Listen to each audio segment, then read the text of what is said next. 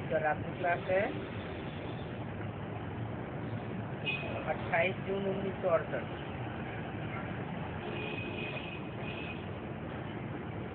बाप दादा पूछते हैं अपन को सुदर्शन चक्रधारी कौन समझते हैं, क्योंकि सुदर्शन चक्रधारी बनेंगे तो अपनी आत्मा के 84 जन्मों का साक्षात्कार होगा, बुद्धि का साक्षात्कार होगा, क्योंकि लक्ष्मी नारायण बनने का है ना।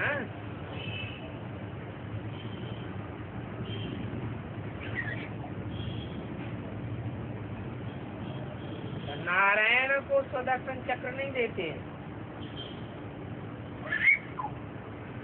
कृष्ण को देते हैं। क्यों?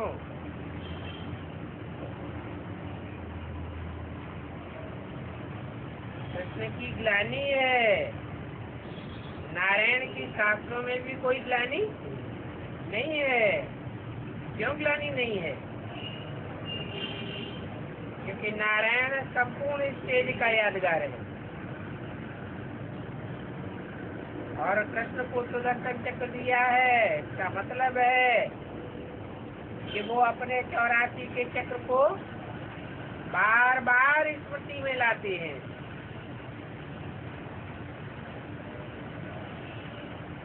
अपनी महानता का ज्ञान होता है और आसुरों को अपनी नीचता का ज्ञान हो जाता है।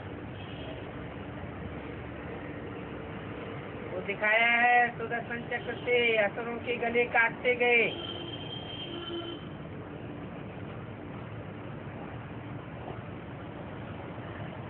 राधा को सुदर्शन चक्र नहीं दिया है, कृष्ण को दिया है। राधा को क्यों नहीं दिया?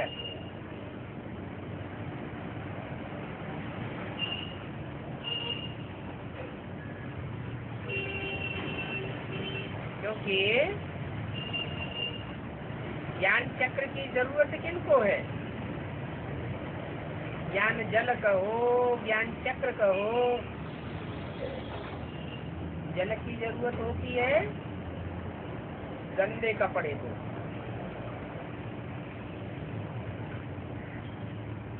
राधा तो जन्म जन्मांतर की सत्य है।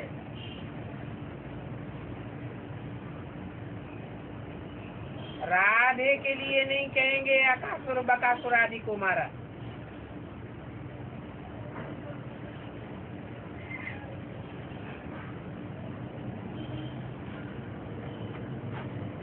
अकासुर बकासुर राधे के पीछे नहीं पड़े।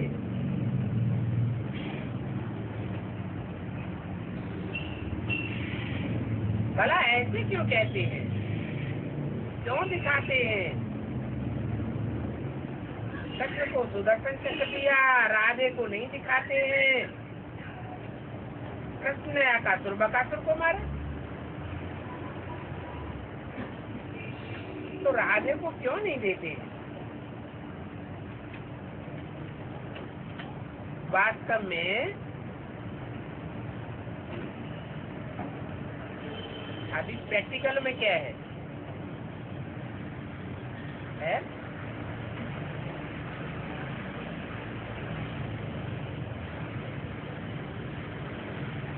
तो एडवांस पार्टी में है या बेसिक में है? एडवांस में है। और राधे तो बेसिक में है। बेसिक का बच्चा छोटा होता है, महात्मा होता है, बड़ा तो है नहीं।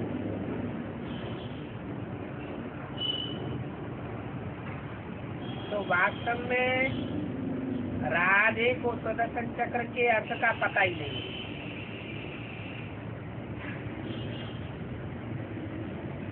जैसे और बेसिक वाले ब्राह्मण हैं, उनको सुदर्शन चक्र के विस्तार का पता ही नहीं है।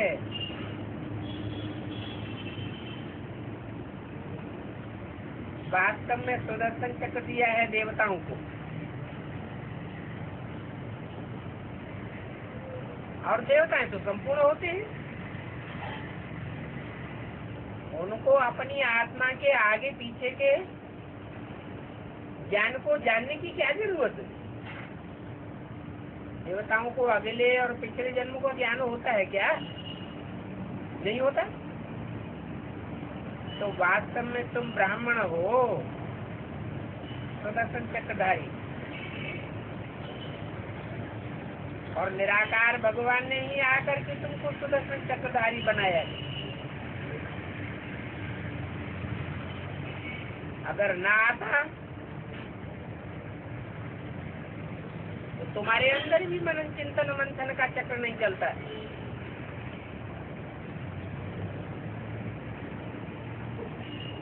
तो देखो, और तो कोई ऐसे प्रश्न पूछ ही नहीं सकता कि राधे को सुदर्शन चक्र क्यों नहीं दिया है, कृष्ण को सुदर्शन चक्र क्यों दिया है। बनी बनाई बन रही, अब कछु बन नहीं ना है। माने राधे ने 63 जन्मों में ऐसे व्यभिचारी कर्म नहीं किए हैं जो उनको ज्ञान की गहराइयों में जाना पड़े। कृष्ण को दिखाते हैं काला, राधे को काला नहीं दिखाते हैं।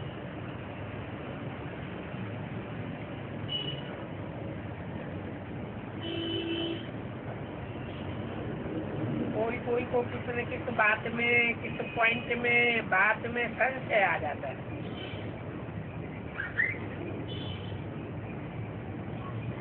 परंतु सब प्रकार के संशय आने से पहले मुख्य बात है कि परमपिता परमात्मा बाप है, और बाप का परिचय अगर बुद्धि में पूरा बैठ जाए तो कोई भी प्रकार का संशय नहीं रहेगा।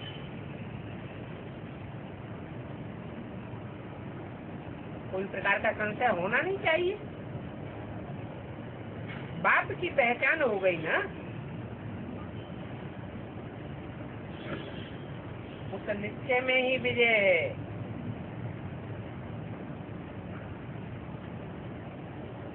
जिनको बाप के ऊपर ही निश्चय नहीं बैठता वो स्वर्ग में नहीं आवेंगे।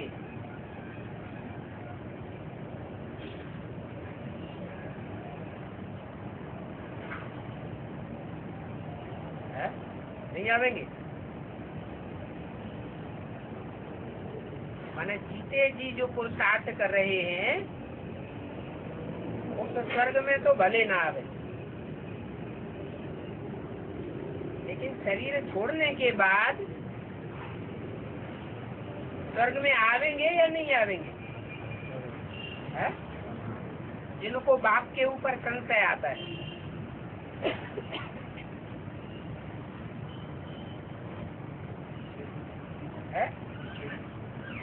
संशय आता है, माना निश्चय भी तो हुआ है। जब सतो प्रधान स्टेज होती है तो निश्चय होता है, तमो प्रधान स्टेज बनती है तो निश्चय पैदा होता है। तो पहले निश्चय बुद्धि भी तो बने, तो जो निश्चय बुद्धि बने वो स्वर्ग में नहीं आवेंगे। स्वर्ग में तो आवेंगे, परंतु बाद में बार बार अनिश्चय बुद्धि बनते हैं। इससे ये साबित होता है कि औरों के प्रभाव में आने वाले यहाँ भी औरों के प्रभाव में आ जाते हैं, बाप की वाणी के प्रभाव में नहीं रहते सदाकाल।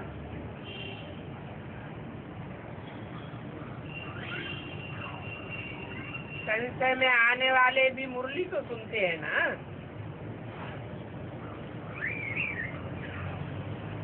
अभी तुम बच्चों की प्रजा ढेर की ढेर बन रही है।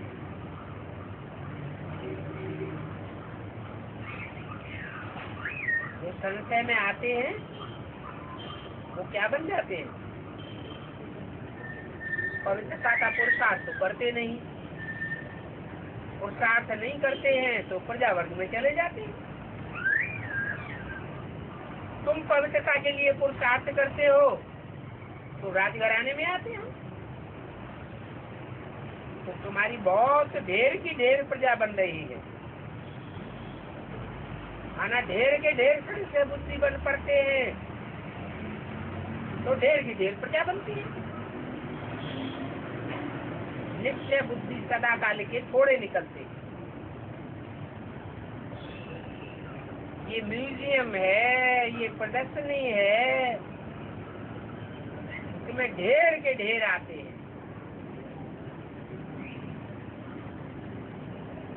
वहाँ तुम्हारी ढेर के ढेर प्रजा बनती है। सुनते हैं, संदेश लेते हैं, बाद में धारण करने वाले बहुत कम निकलते हैं। फल धारणा नहीं होती, परंतु जब सुनते हैं तो कान तो हिलाते हैं, कुछ न कुछ तो निश्चय बैठता है, तो स्वर्ग में तो आ जाते। सूर्यवंशी चंद्रवंशी प्रजा यहाँ बननी है, यहाँ मन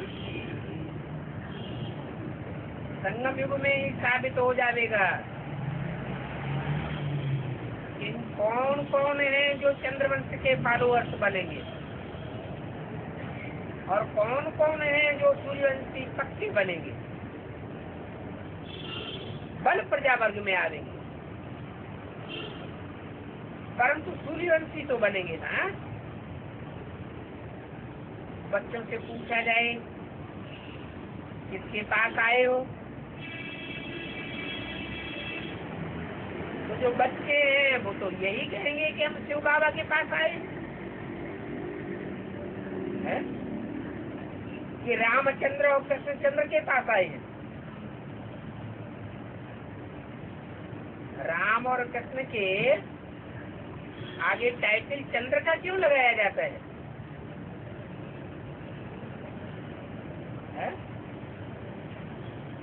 क्योंकि राम की आत्मा भी फेलियर बनती है, कृष्ण की आत्मा भी फेलियर बनती है।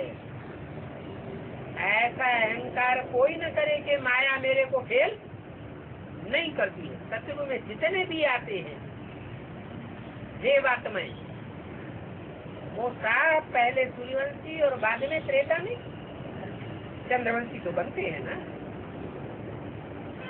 बाकी शिव तो है निराकार,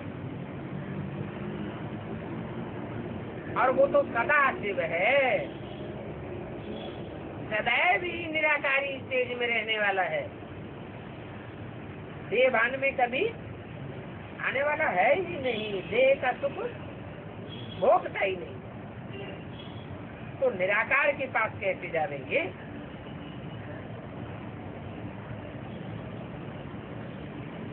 के पास जाएंगे।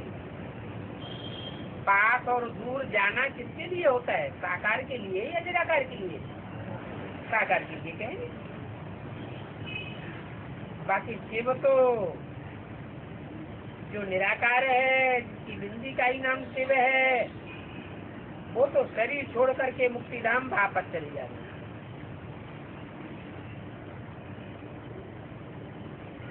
तो अभी तुम समझते हो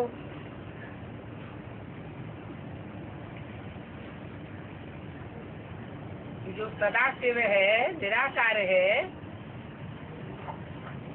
वो भी भाग्यशाली रथ में आते तो है ना, कि सदैव निराकार रहते। रथ में तो आना पड़े, और भाग्यशाली रथ भी मनुष्य का ही होगा। क्यों?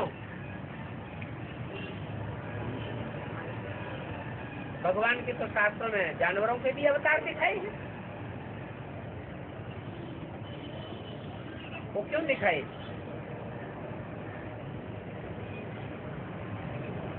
अरे भगवान क्या जानवरों को समझाने के लिए आएगा? जानवरों को समझ होती है क्या? भगवान तो आकर के ज्ञान सुनाते हैं, और ज्ञान मनुष्यों की समझने की चीज है। जिनको मन बुद्धि ही नहीं, वो ज्ञान को क्या समझेंगे? इसलिए मुकर्रर मनुष्य तन में ही आते हैं। बैल को थोड़ा ही भाग्यशाली करेंगे।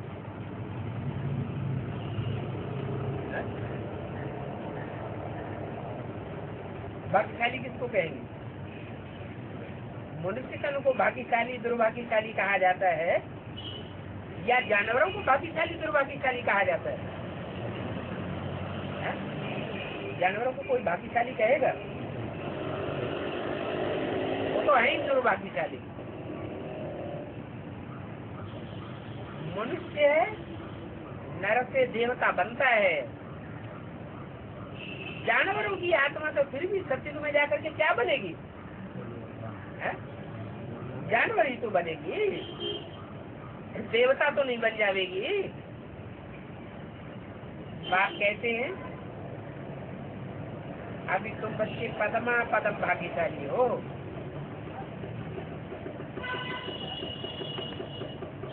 वो नहीं,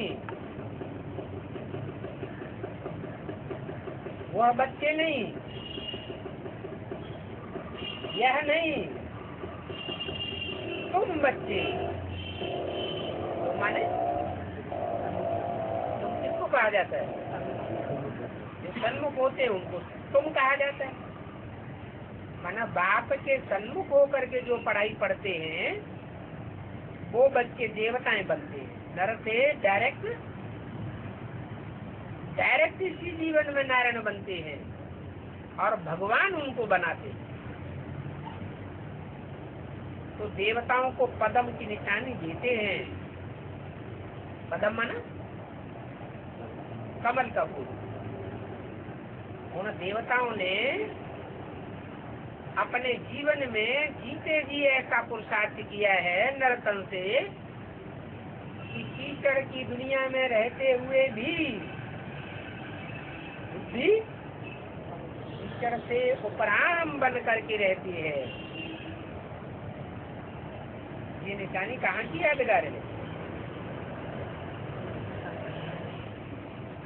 सत्युग की। सत्युग में तो कृष्ण की आत्मा जन्म लेगी। वहाँ पदम की निशानी की क्या बात है? उन्होंने कोई ऐसा पुरुषार्थ नहीं किया ऐसा कि कीचड़ की दुनिया में रहे और कीचड़ में रहते हुए भी बुद्धि से उपराम बन करके रहे। तुम बच्चों को भी ये समझना है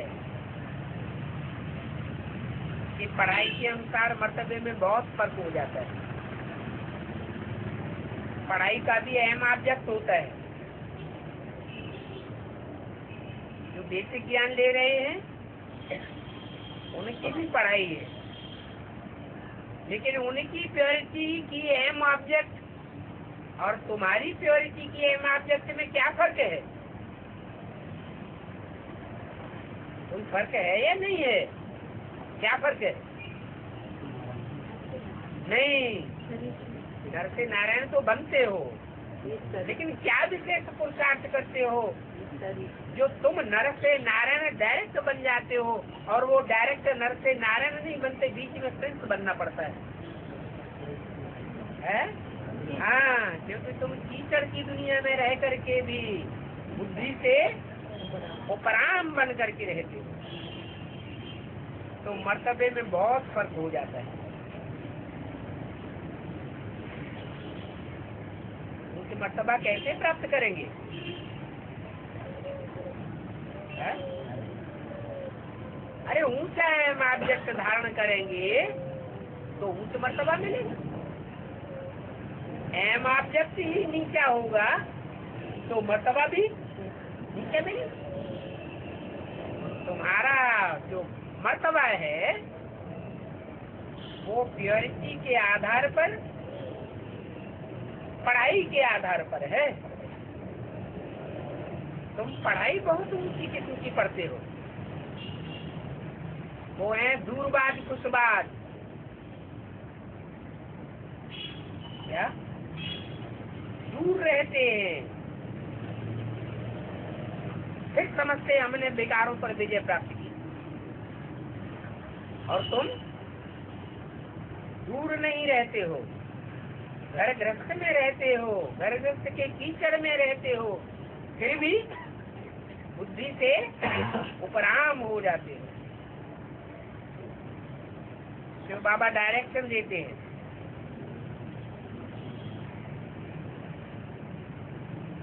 कि ये चित्र बनाओ। बहुत बच्चे आकर के मेरे से ज्ञान लेंगे। तो शिव बाबा ब्रह्मा को डायरेक्शन देंगे या तुम बच्चों को डायरेक्शन देंगे?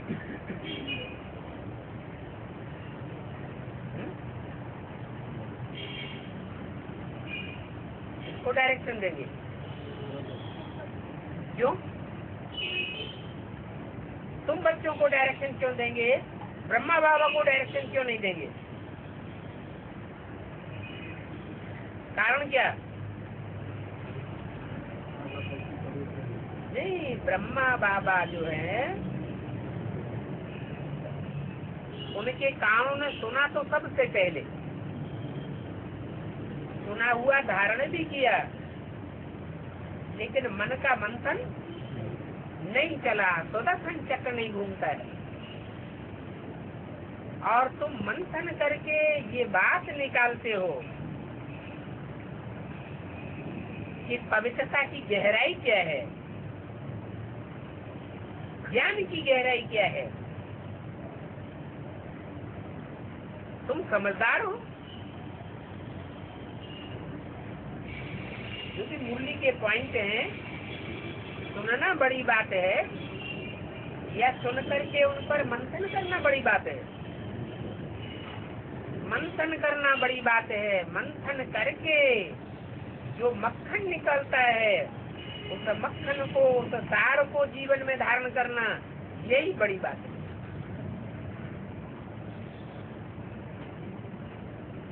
पूना में भी अच्छा सेंटर चाहिए।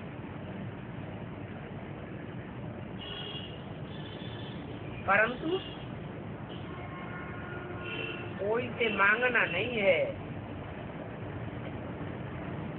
कि हमें सेंटर दे दो।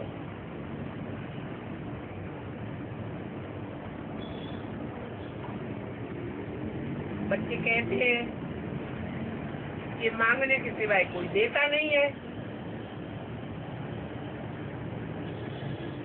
बाप कहते हैं मांगने से मरना भला।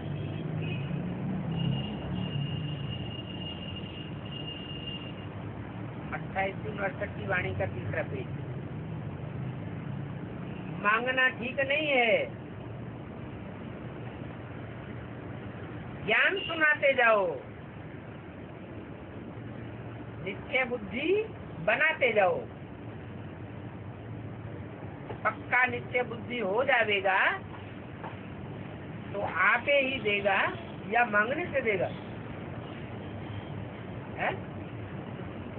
पक्का निश्चय बुद्धि होगा, एक्स्ट्रा मकाना तो होंगे तो आप ही दे। क्योंकि सभी को होना तो रहता है ना कि हम अपनी राजधानी अपने लिए स्थापन कर रहे हैं। जिनकी बुद्धि में ये बात बैठेगी तो आप ही मदद करेंगे। ये मदद करने का भी ड्रामा में नूद है।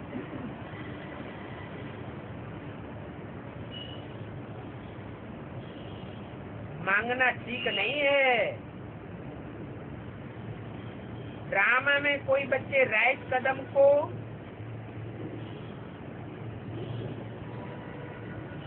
रंग कर लेते हैं, रंग कदम उठा लेते हैं। बाप समझाते हैं कि राइट कदम उठाओ।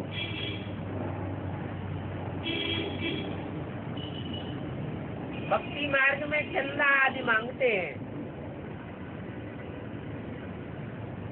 ज्ञान मार्ग में चंदा आदि मांगने करने की बात नहीं है। मान लो कोई गीता पाठशाला है, कोई गरीब के घर में खुली हुई है,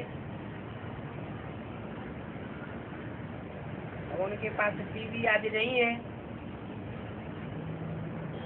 जिज्ञासु मिलकर के कहते हैं कि हम इतना देंगे, हम इतना देंगे। क्लास टीचर को बताते हैं कि टीवी खरीद लो, इसको चंदा कहेंगे। क्या कहेंगे? ये भी तो चंदा हुआ ना। चंदा कीड़ा नहीं करना है।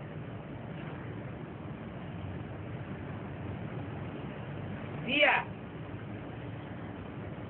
और फिर देने के बाद एक दो ने सुन लिया या एक दो को सुनाई दिया तो आधी ताकत चली जाती है। गुप्त दान महाकल्याण तो नहीं रहा।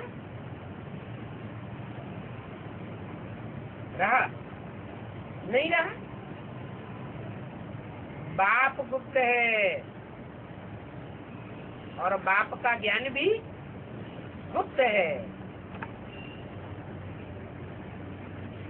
हर एक बात गुप्त है। तुम ब्राह्मणों का दान मान पद मर्तबा सब कुछ गुप्त है।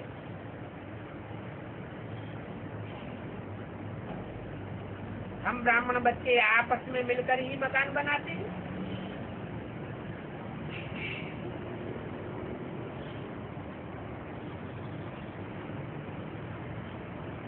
हमारा परिवार है ना,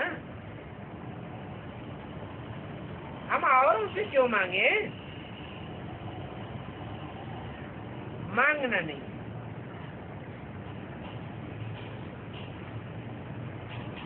बाबा ने तो कब कोई से भी मांगा नहीं है।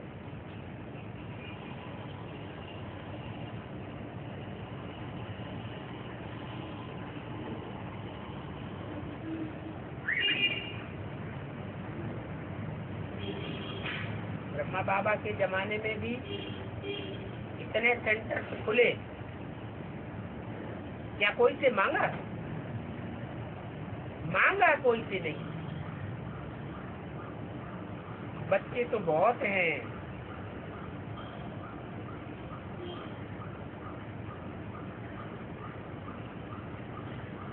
आते ही आकर के हाथ में दे देते।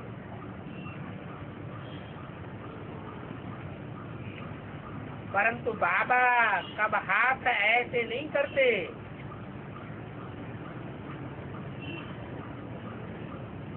ऐसे करने से क्या होगा? है? भक्ति मार्ग में बाबा को क्या कहते हैं? दाता है या लेता है? वो तो दाता है।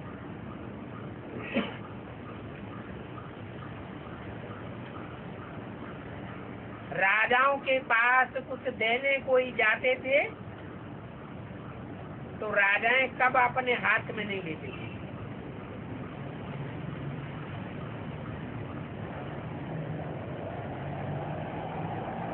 कितने लोग उनके हाथ में गिन्नियां जाकर बैठ रखते हैं।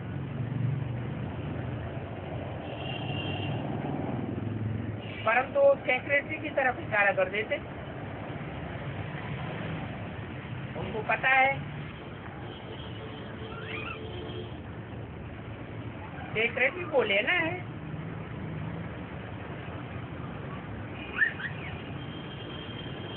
इशारा करेगा, लो या नहीं लो। खुद हाथ नहीं लगाते। तो ये भी बाप दाता है। और देने वाला दाता तुम बच्चों को भी देते हैं। बच्चों को कब ऐसे नहीं समझना चाहिए कि हम शिव बाबा को देते हैं, नहीं, दिल में सदैव समझना है हम तो बाबा से महल लेते हैं। 2 मुट्ठी देते हैं और बदले में महल मिल जाते हैं। शास्त्रों में क्या गायन है, किसका गायन है? सुदामा का गायन है। 2 मुट्ठी चावल मिसाल है ना। बाबा ने तो सिर्फ इसमें प्रवेश किया है।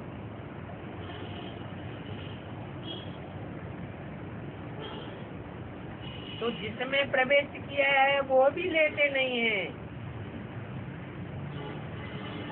अगर वह लेने वाला बन जावे तो पुरुषार्थी कहेंगे, बड़ा पुरुषार्थी कहेंगे या छोटा पुरुषार्थी कहेंगे? रामकृष्ण की आत्मा तो स्वयं ही इतनी पुरुषार्थी है कि पुरुषार्थ करके भगवान बाप से इतना लेती है जो जन्म जन्मांतर उनको कोई से लेने की दरकार नहीं रहती है। तो ये भी लेते नहीं है,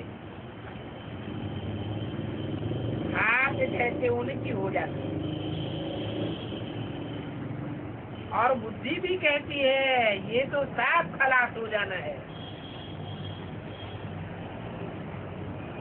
क्योंकि इससे पुरानी दुनिया का विनाश तो होना ही है। बाबा को बुलाया ही है कि आकर के इस पुरानी दुनिया से हमको ले जाओ। तो बाबा आता है ले जाने के लिए, क्या शरीर सहित ले जाता है?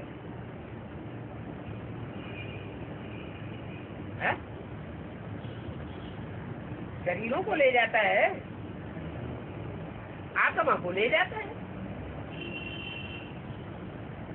धन दौलत ये शरीर के साथ जुड़ी हुई है या आत्मा के साथ जुड़ी हुई है?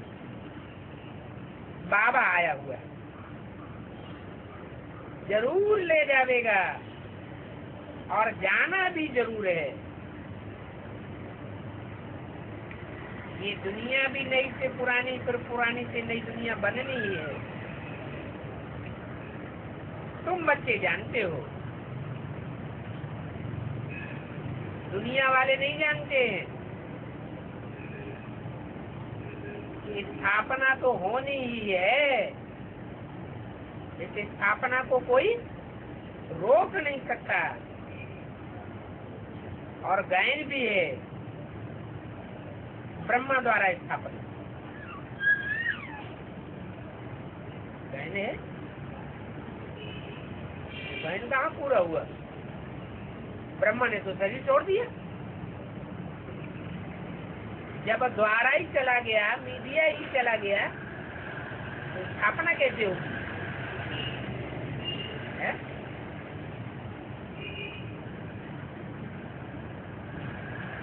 अरे ब्रह्मा को तो दाढ़ी मूंछ दिखाई जाती है,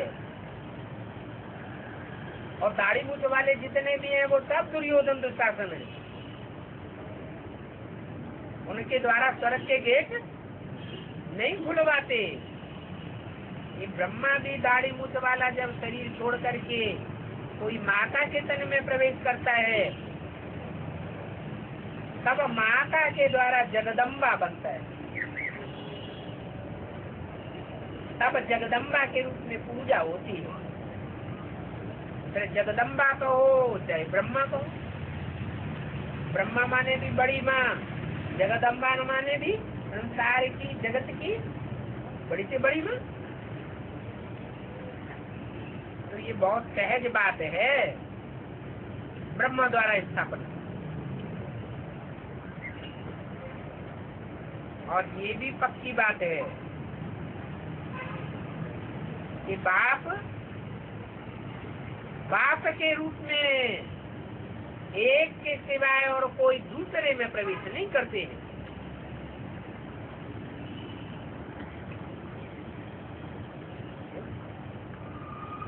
राधा लेखराज में प्रवेश नहीं किया,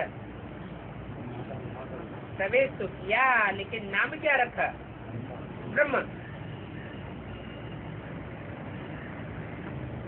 तो बोला सिवाय एक बाप के दूसरे कोई में प्रवेश नहीं करते, और सीधा कहते हैं कि जिसमें भी प्रवेश करता हूँ ये अपने जन्मों को नहीं जानते, मैं जानता हूँ। मैं जानता हूँ और फिर तुमको बताता हूँ।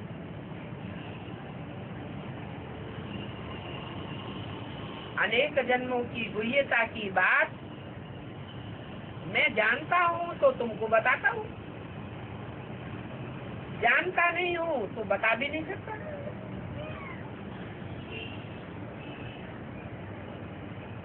दिल से बात लगती है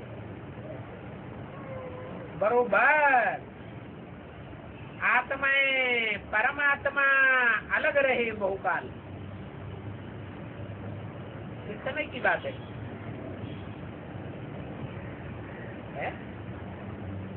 5000 साल पहले की बात है?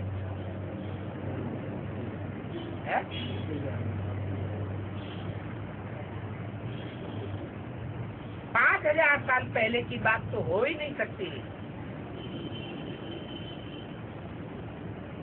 वो तो बहुकाल की बात ही नहीं। क्या ब्राह्मणों की संगमिक दुनिया की बात है कि जो आत्मिक स्थिति में स्थित होने वाले बच्चे हैं, आत्मिक स्थिति का पुरुषार्थ करने वाले बच्चे हैं, वो यज्ञ के आदि में भी थे और अभी अंत में भी बहुत लंबे समय के बाद फिर आकर के परमात्मा बाप से मिलते हैं। परम पिता नहीं कहा, क्या कहा? परमात्मा। अर्थात आत्माओं के बीच में जो परम पाठधारी है तो बाप से आकर के मिलते हैं। हम आत्माएं पहले पहले आते हैं, जो पहले पहले आते हैं वो ही पहले पहले जुदा होते हैं। यज्ञ के आदि में भी पहले पहले आए थे, तो जुदा कौन हुए? जो आए थे वो पहले जुदा हुए, फिर पहले पहले मिलेंगे। सिद्ध होता है कि ऐसे बच्चे ही पूरे 84 जन्म लेते हैं। बाप खुद कहते हैं कि ब्राह्मण कुल की स्थापना करता हूँ, और ब्राह्मण कुल में भी नौकरियां होती हैं। उनकी नौकरियां होती है ना भक्ति मार्ग में, तो नौकरियों को स्थापन नहीं करता हूँ, इतनी पूरी स्थापन करता हूँ।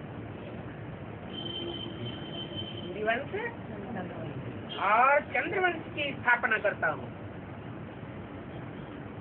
बाकी सबका विनाश हो जाता है। अधूरे ब्राह्मण बनते हैं तो अधूरे देवता बनते हैं, कम कला के अधूरे देवता बनेंगे तो द्वापर में दूसरे धर्मों में जाकर कन्वर्ट हो जाएंगे। तो मैं आकर के 3 धर्म स्थापन करता हूँ। कौन कौन से? ब्राह्मण धर्म, सूर्यवंशी देवता धर्म और सैमी देवता चंद्रवंशी। कौन से युग की बात है?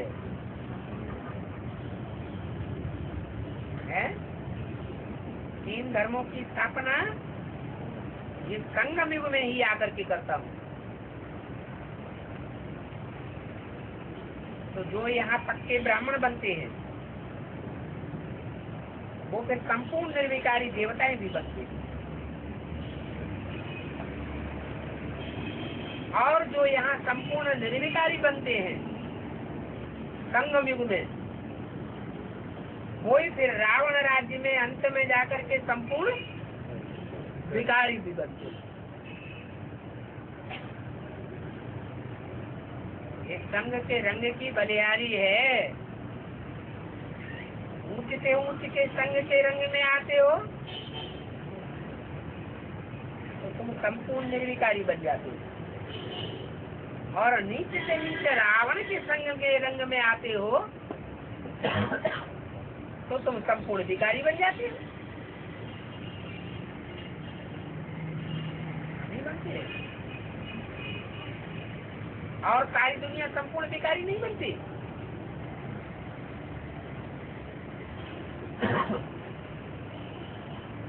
अरे राजा का बच्चा हो और साधारण प्रजा का बच्चा हो, होते हैं ना, और दोनों ही कुसंग में आ जाएं। राजा का बच्चा भी कुसंग में आवे और जो प्रजावर्ग के बच्चे हैं वो भी कुसंग में आवे, तो ज्यादा नीचे कौन गिरेगा? क्यों है? नहीं, संग तो दोनों का लगता है। प्रजावर्ग वालों को भी संग का रंग लगता है, राजा के बच्चों को भी संग का रंग लगता है, लेकिन जो राजा का बच्चा है वो ज्यादा नीचे क्यों गिरता है? नहीं, क्योंकि उसमें ज्यादा ताकत है।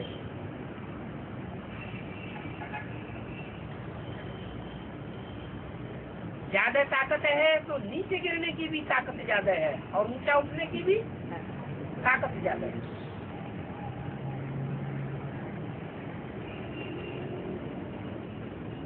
तो तुम ही फिर संपूर्ण विकारी बनते हो, फिर निर्विकारी बनते हो।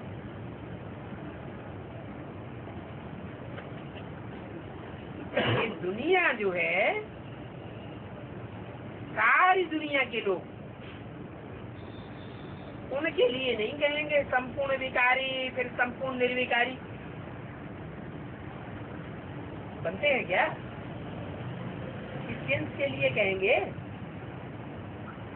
कि संपूर्ण विकारी संपूर्ण निर्विकारी बनते हैं? बनते हैं? नहीं बनते। क्रिश्चियंस देते हैं वो भारत वालों के मुकाबले विकारी दिखाई पड़ रहे हैं या निर्विकारी दिखाई पड़ रहे हैं? सुधरे हुए हैं या भारतवासियों की तरह बिगड़े हुए हैं? ज्यादा भ्रष्टाचारी कौन बन पड़े? कौन से देश में ज्यादा भ्रष्टाचार बढ़ा हुआ है? भारत में। तो दुनिया और दुनिया के लोग संपूर्ण विकारी फिर संपूर्ण निर्विकारी, उनके लिए संपूर्ण नहीं कहेंगे।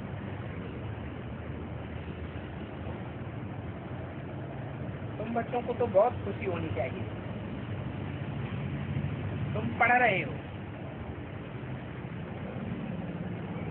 पढ़ करके जब आप पूरा करेंगे तो तुम ट्रांसफर हो जाओगे। जैसे बेसिक पढ़ाई पढ़ रहे थे, बेसिक पढ़ाई पढ़ करके जब तुमने पूरी की, प्राइमरी स्कूल में पढ़ते हैं पढ़ाई पूरी होती है कि नहीं? तुम ट्रांसफर हो गए, क्लास भी बदल गया, स्थान भी बदल गया और टीचर्स भी बदल गए। तो ये बेहद की बातें हैं।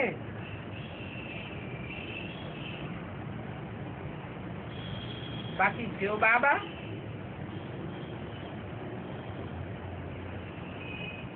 बल कहते हैं शिव, और फिर लगा हुआ है बाबा, दोनों शब्द लगे हुए हैं। शिव माने बिंदी, ज्योति बिंदु निराकार, और बाबा माने साकार। बल कहते हैं शिव बाबा, परंतु जब शिव बाबा कहते हैं तो इंट्रोड्यूस शिव की आत्मा की तरफ करते हैं या जिस तन में प्रवेश किया है प्रजापिता की तरफ इंट्रोड्यूस करते हैं? तो जिस शिव की तरफ इंट्रोड्यूस करते हैं वो निराकारी है, निराकार है या साकार होता है? यानी साकार में उसकी बुद्धि धरी रहती है? नहीं, साकार में निराकार तो ठीक है, प्रवेश करने के आधार पर, लेकिन उसका ज्योति बिंदु आत्मा शिव की बुद्धि जो है वो साकार में धरी रहती है? नहीं धरी रहती, तो प्रवेश करने के बावजूद भी उपराम ही रहता है। इसलिए शिव बाबा को कभी साकार नहीं कहेंगे। शिव बाबा तो सदैव ही क्या है? सदैव निराकार है। शिव बाबा तो साकार हो न सकते, क्योंकि शरीर तो इनका है ना। शिव बाबा का अपना शरीर तो है ही नहीं। बाप कहते हैं मैं इनमें प्रवेश करता हूँ, इनमें रामकृष्ण में प्रवेश तो करता हूँ, परंतु मुझे देहधारी नहीं कहेंगे। देहधारी माने देह में जिसकी बुद्धि धरी रहे, जबकि बुद्धि कभी देह में धरी हुई नहीं है, देह को धारण नहीं करती है उसकी बुद्धि, सदैव उपराम रहने वाला है। तुम लिखते भी हो बाप दादा, और तुम संगम पर ही ऐसे कहते हो, बाप और दादा कंबाइन। कल्प के बाद ही कहीं बच्चों को समझ होनी चाहिए, यह जो दादा है ये तो कुछ जान भी नहीं सकते। कौन है दादा? ब्रह्मा बाबा। जो ये दादा है, दादा माने बड़ा भाई, जो मनुष्य शक्ति रूपी झाड़ है उसमें पहला पत्ता कौन है? ब्रह्म शक्ति की सोल। तो जो बड़ा भाई है ये तो कुछ नहीं जान सकते, तो जानता कौन है? बाप के लिए कहा है कि बाप जानता है, दादा कुछ नहीं जान सकते।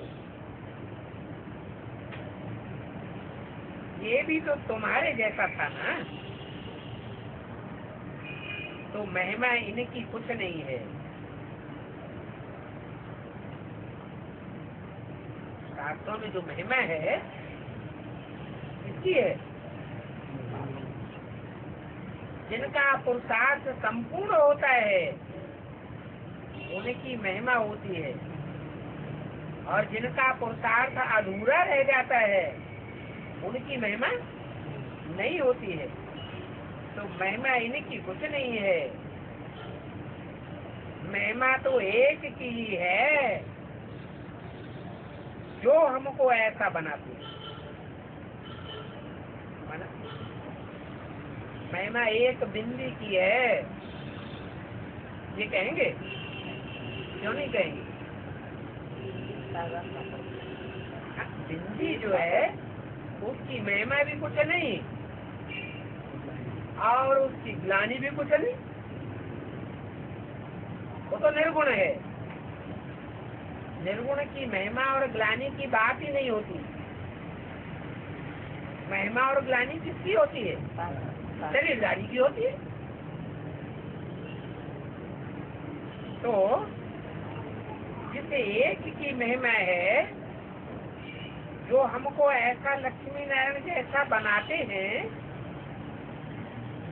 उनको ही याद करना है, उनको ही याद करना है। दूर कह के इशारा किया, इनको याद नहीं करना है। किनको याद करना है? उस पुरुषार्थी जीवन को याद करना है। क्यों? क्योंकि ये दादा तो कुछ नहीं जानते, भले इसके मुख से सारी मुरलियां सुनाई, परंतु ज्ञान की गहराई को ये जान नहीं सके। तो जिनको याद करना है, जिसकी याद से सब पाप भस्म हो जाएंगे,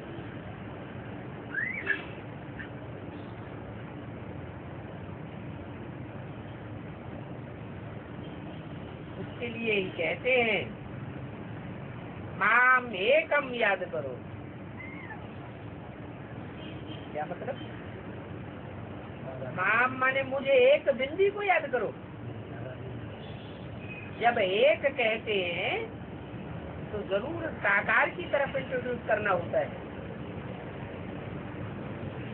बिंदी बिंदी आत्माएं तो सभी हैं, कैसे पता चलेगा? इसे एक अमुक बिंदी को ही याद करना है, पता चलेगा? पता ही नहीं चलेगा। बिंदी आत्मा जब कोई स्पेशल शरीर में प्रवेश करके पार्ट बजावे, तब कहा जाए एक को याद करना है। उसकी याद से साफ पाप भस्म हो जाएंगे।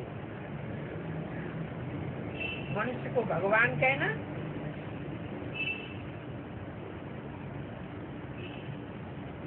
ये तो जैसे हिरण्यकश्यप हो गया। क्या कौन हो गया हिरण्यकश्यप? मनुष्य। मनुष्य किसे कहा जाता है? मनु की औलाद को कहते हैं मनुष्य। मनु कहा जाता है मन को। तीन मूर्तियां है ना, एक मूर्ति का पार्ट है मन रूपी संकल्प चलाने का, दूसरी मूर्ति प्रकट होती है उसका पार्ट है विनाश का, और तीसरी मूर्ति प्रकट होती है उसका पार्ट है पालना का। तो जो मन रूपी मूर्ति है वो तो है ब्रह्मा, मनु, और मनु की औलाद हुआ मनुष्य। तो ब्रह्मा का पहला पुत्र कौन हुआ? जैसे 4 पुत्र हुए ब्रह्मा के, सनत, सनातन, सनंदन, सनत कुमार। तो जो सनत कुमार था वो बहुत ज्ञानी था, मनन चिंतन मंथनशील था, उसको मनुष्य कहेंगे। पहला जो पहला मनुष्य बनता है, वही पहला मनुष्य नर से नारायण बनता है, देवता। जो पहला देवता बनता है, वो पहला क्षत्रिय बनता है, वही पहला वैश्य बनता है, वही पहला शुद्ध बनता है। बाकी मनु की औलाद मनुष्य को अगर कोई कहे कि ये भगवान है, तो ये तो हिरण्यकश्यप कहने वाली बात हो गई। क्यों?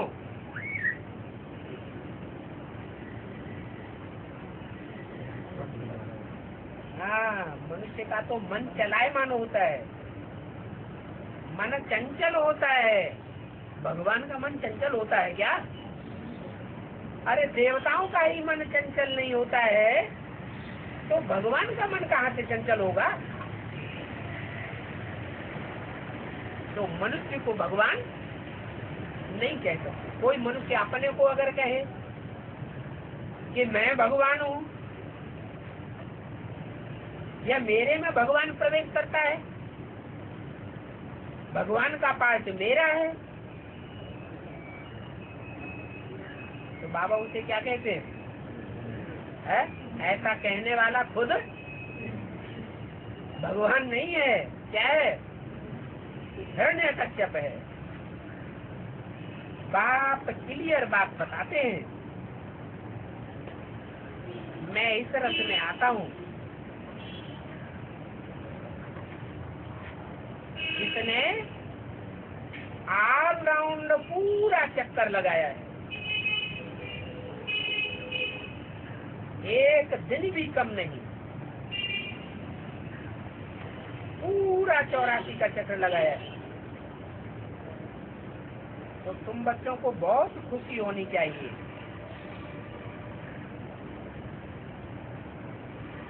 तुम बच्चों को तो कोई भी बात का डर नहीं है। डर किसको होता है? डर होता है उसको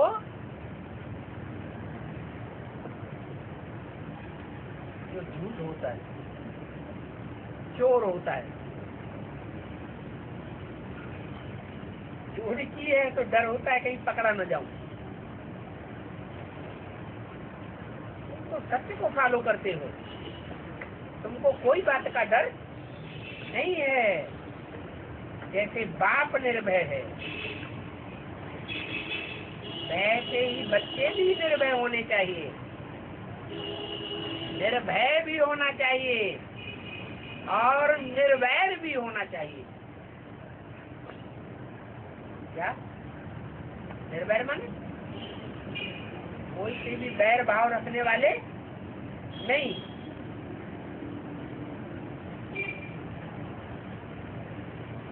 सबसे प्यार करने वाले, निर्भय। 500-700 करोड़ मनुष्य आत्माएं हैं, उनमें से कोई एक को वैर करता हो, ईर्ष्या द्वेष करता हो, बात ही न करता हो हमारी घृणा की, उसको विश्व पर जानकारी कहेंगे। विश्व माने 500-700 करोड़ जो भी मनुष्य मात्र है, सबको आत्मिक दृष्टि से देखने वाला। तो तुम्हारा कोई से भी बैर नहीं है। दुनिया में तो सभी को एक दो से बैर रहता है। रहता है नहीं रहता है? हा? रहता है। और उसकी निशानी क्या है? जिनको दुनिया में एक दो से बैर रहता है, उनकी निशानी क्या है? कैसे पता चलेगा कि ये निर्वैर है और ये बैर भाव रखने वाला है? झगड़ा। हाँ, जो निर्वैर होगा वो कोई से लड़ाई झगड़ा नहीं करेगा। क्यों नहीं करेगा? क्योंकि जानता है कि बाप आया हुआ है, दूध का दूध और पानी का पानी करने वाला आया हुआ है। हमको किसी से लड़ाई झगड़ा करने की क्या दरकार? दुनिया में तो कितना लड़ते झगड़ते रहे। जब भारत को पाकिस्तान से अलग किया तो हिंदू मुसलमानों का कितना बैर लग पड़ा। क्या किया? हिंदुओं ने मुसलमानों को काटे मारा और मुसलमानों ने हिंदुओं को मार काटा।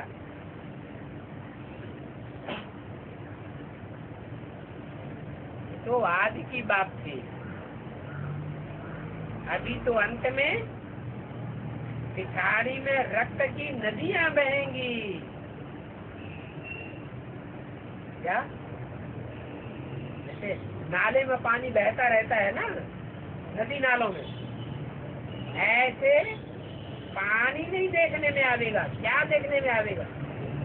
खून की नदी बह रही है। तो कहा जाता है खूनी नाहक खेल। क्यों होता है? इतने साल बाप आकर के निर्वैर बनने की पढ़ाई पढ़ाए रहे हैं। बोलते हैं अपन को आत्मा समझो, दूसरों को आत्मा देखो, लेकिन पढ़ाई नहीं पढ़ते हैं, ध्यान नहीं देते हैं। तो ऐसे जो आत्मिक स्थिति की पढ़ाई न पढ़ने वाले हैं वो सब कट मरेंगे, खून की नदियां बह जाएंगी। नहीं तो कोई ने इतना गुनाह थोड़े किया है जो खून की नदियां बह जाए। ढेर प्रजा मरती रहती है। तो राजाओं में जब लड़ाई होती है, इसी में लड़ाइयां तो हुई है ना, तो राजा पहले मरता है या प्रजा मरती है? प्रजा ढेर की ढेर मरती है। नाहक खून इसको कहा जाता है। नाहक क्यों? अरे लड़ाई दो राजाओं में हो रही है, प्रजा वर्ग वाले तो नहीं लड़ रहे हैं, फिर प्रजा वचनों का खून क्यों बहाया जाता? ये नाहक खेल हुआ या कोई इसका अर्थ है?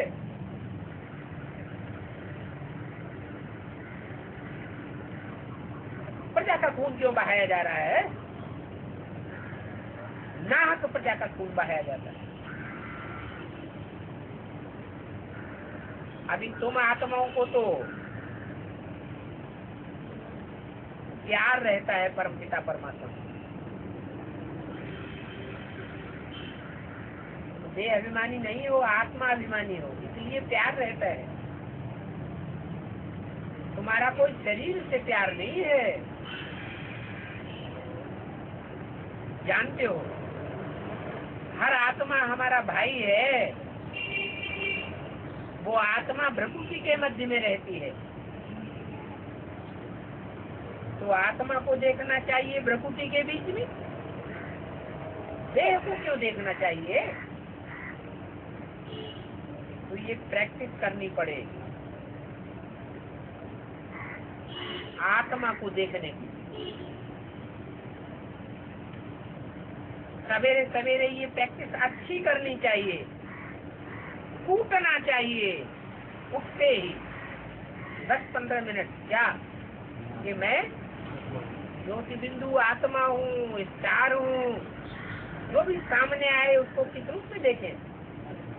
स्टार के रूप में देखें। फाउंडेशन दिन का पक्का हो जाएगा तो सारा दिन आत्मिक स्थिति बनी रहेगी।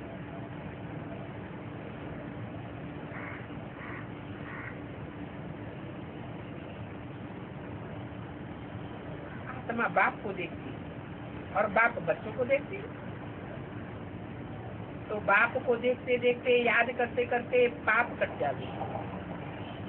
जैसे ज्ञान का सागर बनते हैं बाप, वैसे तुम भी ज्ञान का सागर बनते हो।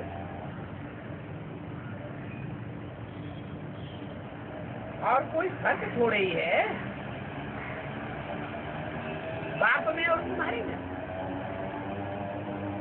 आत्मा तो वही छोटी सतोप्रधान बिंदी है।